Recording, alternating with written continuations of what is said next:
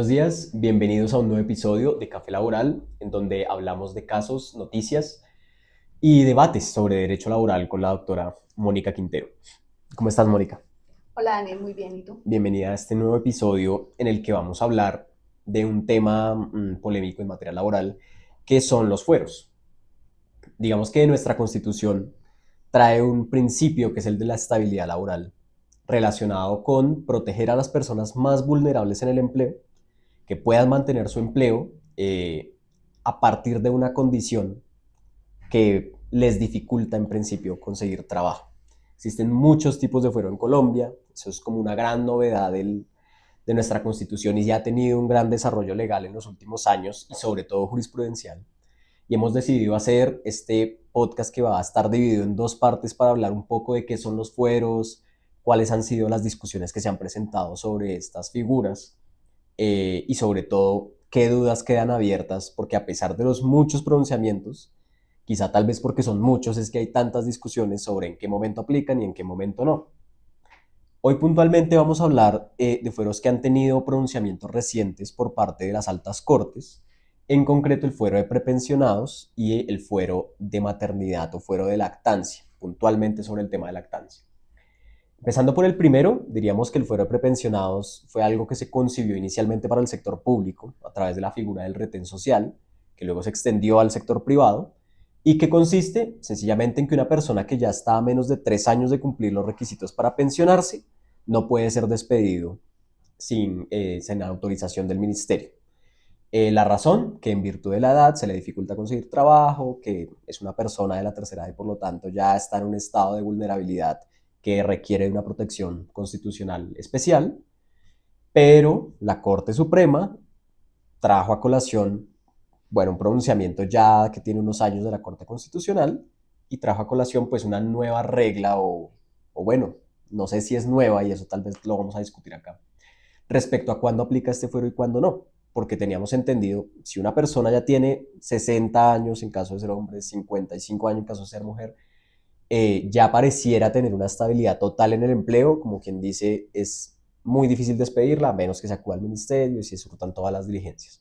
Pero la Corte nos ha dicho, no, eso no es tan automático, no es tan directo como parece. Entonces cuéntanos un poco, Mónica, qué ha pasado con este fuero, qué ese pronunciamiento dio la Corte Suprema y por qué es importante, digamos, atender a esta nueva decisión judicial en el escenario laboral. Bueno, Daniel, muchas gracias por esa introducción. Es importante que tengamos en cuenta esta sentencia SL 1244 de 2025, que tiene muchos elementos interesantes y que, digamos que en el imaginario se viene aplicando como que ya se cayó el foro de prepensionados si la persona que quiere ser beneficiaria o que requiere esta protección tiene ya las semanas cumplidas para la pensión.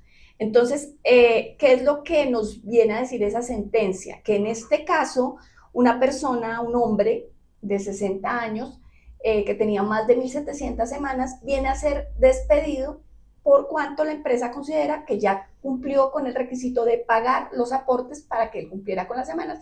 Le faltan 2 años de edad y en ese sentido la Corte avaló ese despido. Entonces, hay un elemento muy importante en la sentencia que es el tema del mínimo vital, ¿no? Que este demandante no probó la vulneración que existía por ese despido a su mínimo vital. ¿Y esto qué quiere decir? Que no probó que él se quedaba sin ingresos, no solamente para cotizar, sino para vivir. Entonces, importantísimo tener en cuenta este punto porque no quiere decir que yo pueda despedir a mi trabajador prepensionado si ya tiene más de 1.300 semanas y ya, sino que tenemos que tener en cuenta ese tema del mínimo vital, de la capacidad económica que tenga esa persona para vivir, para pagar arriendo, mercado, servicios, todo lo que requiere una persona dada su situación socioeconómica que puede ser diferente para cada quien. Es un punto clave que yo considero que hay que tener en cuenta. Pero pues hay muchas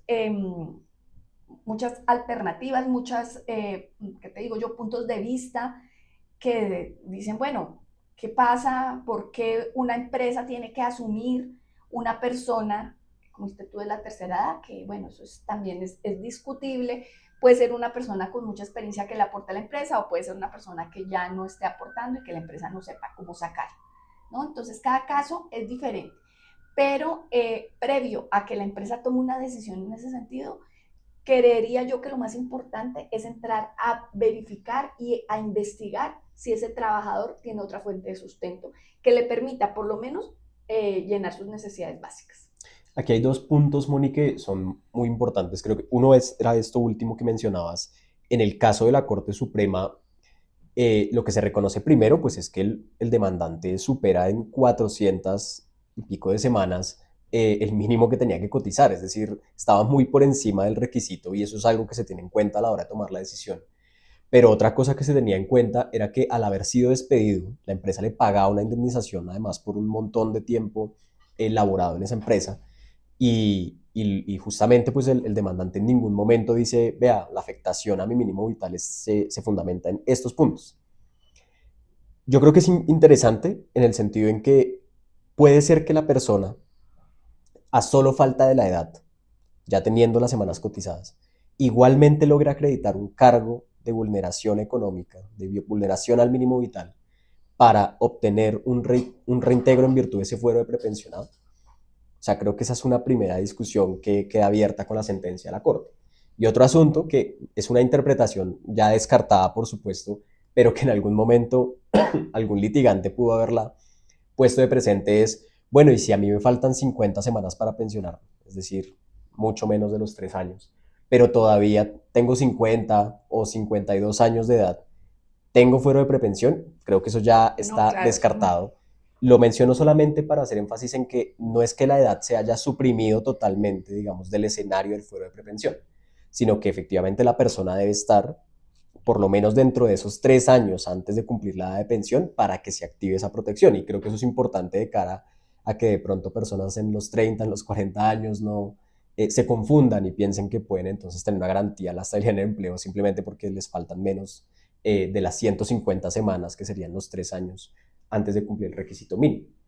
Entonces quería preguntarte un poco pues, sobre ese escenario de si a través de una vulneración al mínimo vital, aun cuando falte, aun cuando la persona ya tenga las semanas cotizadas, pudiera existir un eventual reintegro por fuero de prepensionado.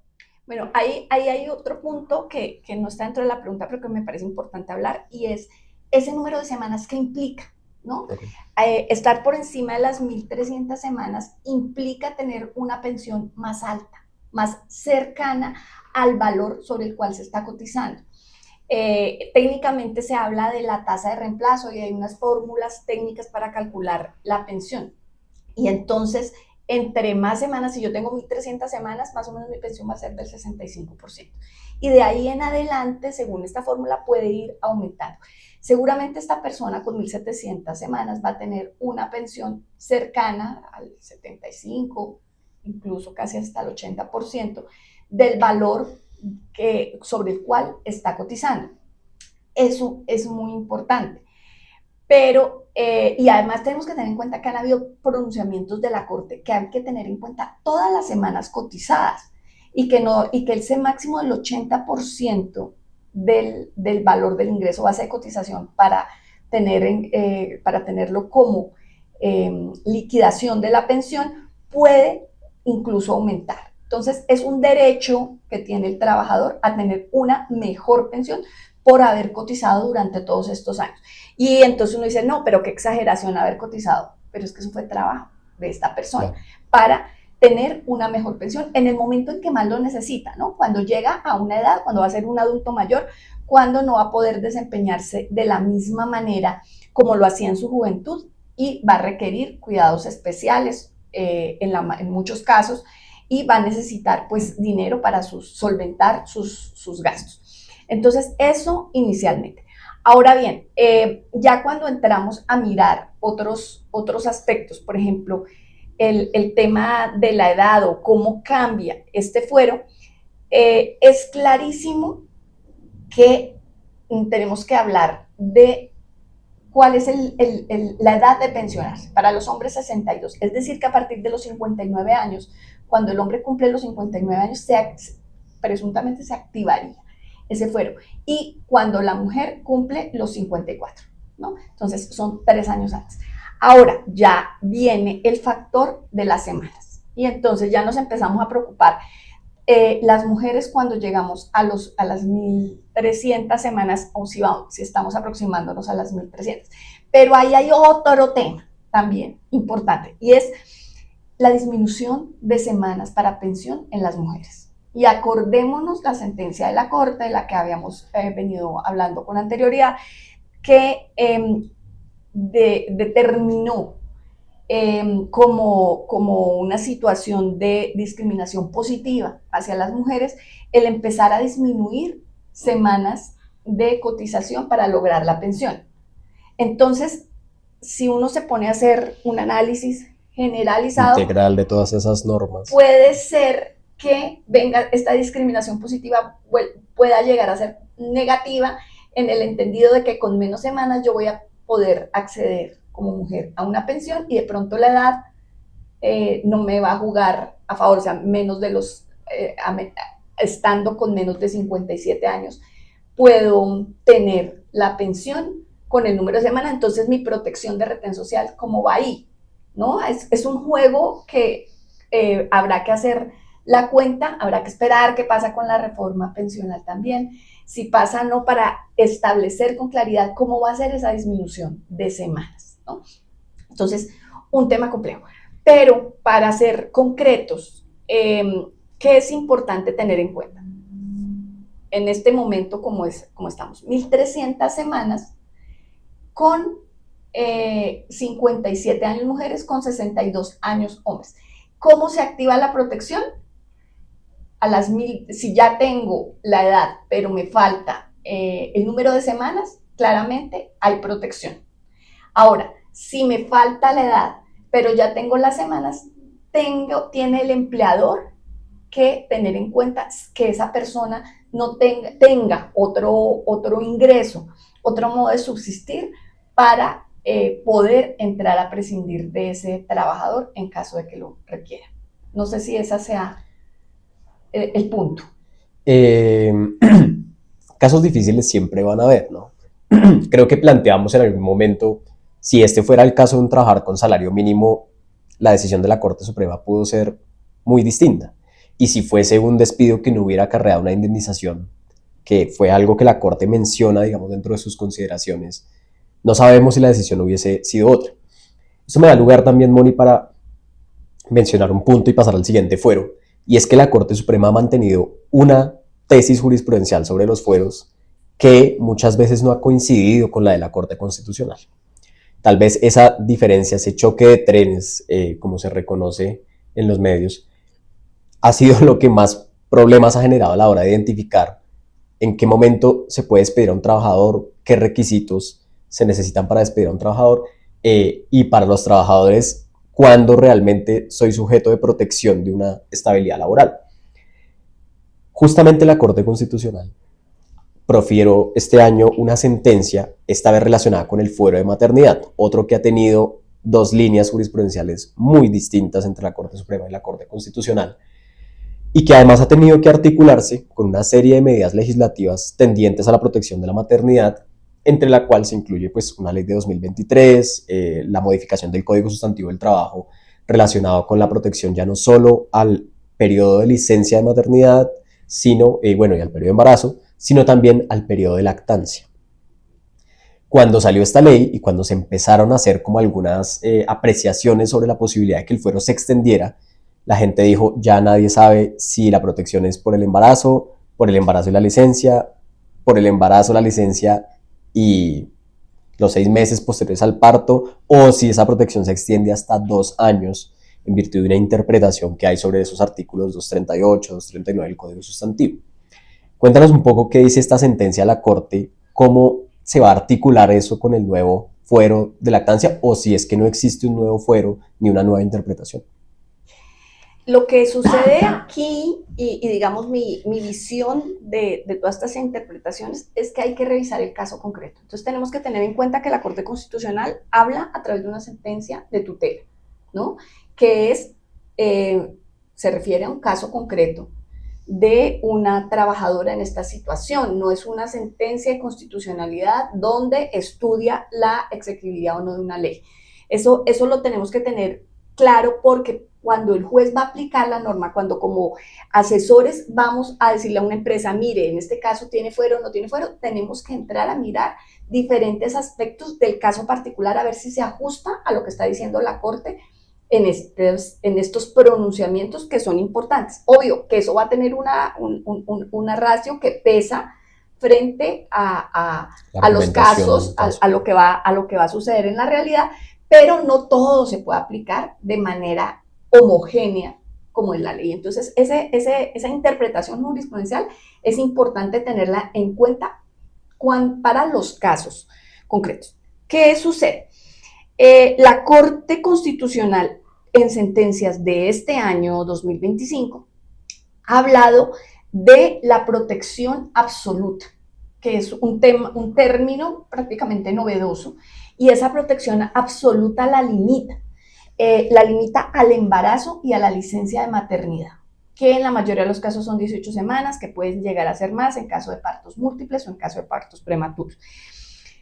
¿Y qué quiere decir esta protección absoluta? Que esta trabajadora no puede ser despedida durante este lapso sin mediar autorización del Ministerio de Trabajo, que pues es bien complicado conseguir una autorización del Ministerio de Trabajo para entrar a despedir a una trabajadora con este fuero. Ahora, a partir de que termine su licencia de maternidad, empieza un nuevo fuero que se relaciona, que es el de lactancia, que en la ley 2306 de 2023 se habla de una ampliación de ese fuero hasta 2 años, pero eso no es automático.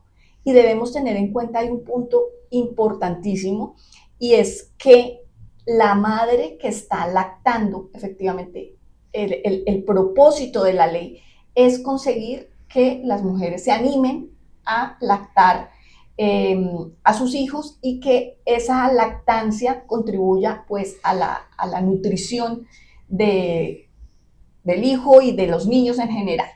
Entonces, si eso no sucede, si la madre no lacta ni siquiera los 6 primeros meses, no tendría derecho al fuero. Sin embargo, eso se presume. Se presume que los 6 primeros meses hay lactancia. Entonces, la trabajadora tiene su licencia de maternidad y tiene hasta completar los 6 meses, tiene su permiso de lactancia para irse 1 hora antes a su casa con el objetivo de promover la alimentación de su hijo, y tiene ese fuero de que efectivamente no puede ser despedida en ese momento. Pero si sigue lactando y lo prueba el empleador, ¿cómo se prueba esto? A través de la historia clínica, donde el pediatra dice que la lactancia debe ser, que este niño está lactando únicamente y que la lactancia debe ser permanente para este bebé. O pueden haber cualquier otro tipo de pruebas sumarias, videos, fotos, no sé, lo que se nos pueda ocurrir. Y la trabajadora está asumiendo su tiempo de descanso y es objeto de ese fuero de lactancia, pero no es absoluto. ¿Y eso qué quiere decir? Que si esta trabajadora incurre en una causal, en una falta grave contemplada en el contrato de trabajo, en el reglamento interno de trabajo, en la convención colectiva, en el laudo arbitral, puede llegar a ser despedida siempre y cuando se le haga un proceso disciplinario conforme a lo que dice la reforma laboral, inclusive teniendo en cuenta la doble instancia, respetando su derecho a defensa, llamándola con días de anterioridad para que dé sus descargos, para que traiga sus pruebas, para que se pronuncie contra las pruebas del empleador, y de esa manera podría ser objeto de un despido sin mediar autorización del ministerio. Entonces, no es que se acabó el fuero de lactancia, no es que ya el fuero de maternidad va solamente hasta la licencia y ya, sino que hay situaciones en las cuales efectivamente la trabajadora puede ser objeto de este fuero, que no es absoluto, como lo veníamos entendiendo anteriormente, que hay que pedir permiso al ministerio, aún si la trabajadora estaba lactando durante los 2 años siguientes al nacimiento. Es decir, vamos a hacer como una serie de conclusiones, porque es bastante enredado el tema.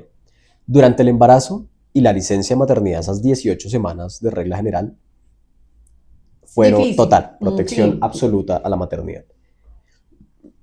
Como son 18 semanas de licencia, los 6 meses posteriores al parto serían esas 18 semanas y otras Otros 2 meses. 6 semanas aproximadamente, ¿no?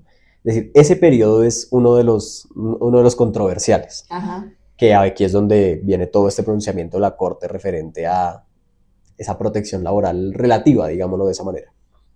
Y después viene también los 2 años de los que habla la ley, que yo creo que a veces el pecado que se comete dentro de los abogados es de pronto mirar las leyes de manera muy aislada, porque estas modificaciones incluyen varias alusiones, digamos, a la lactancia, incluso con otro tipo de obligaciones para el empleador. Más allá de la estabilidad laboral, nos habla de las salas de lactancia, de los permisos para la lactancia, que yo creo que cuando los miramos en conjunto es cuando nos damos cuenta que lo que se procuraba era proteger efectivamente el periodo de lactancia, no necesariamente pronunciándose con un fuero absoluto como lo que nos vienes comentando. Quedan muchas dudas sobre este pronunciamiento, pensando en eventuales debates futuros y que seguramente se resolverán como bien tú señalas en el caso concreto. Uno de ellos, que tal vez fue el más sonado, era, bueno, ¿y qué va a pasar con el padre durante esa protección de la lactancia? Ese, por ejemplo, es uno importante de cara a una también reciente sentencia de la Corte Constitucional en la que extendió el fuero de paternidad durante el periodo de licencia de maternidad. Y ahí hubo mucho revuelo relacionado con y cómo se identifica quién es el compañero de la madre, depende es que sea el padre o que sea quien cuida efectivamente al hijo, la hija, bueno, hay un montón de discusiones alrededor. Yo te agradezco mucho, Moni. Tenemos una segunda parte que saldrá en el siguiente episodio con otras discusiones sobre fueros y por favor déjennos sus preguntas, sus casos, sus comentarios para tenerlos presentes en nuevos capítulos de Café Laboral.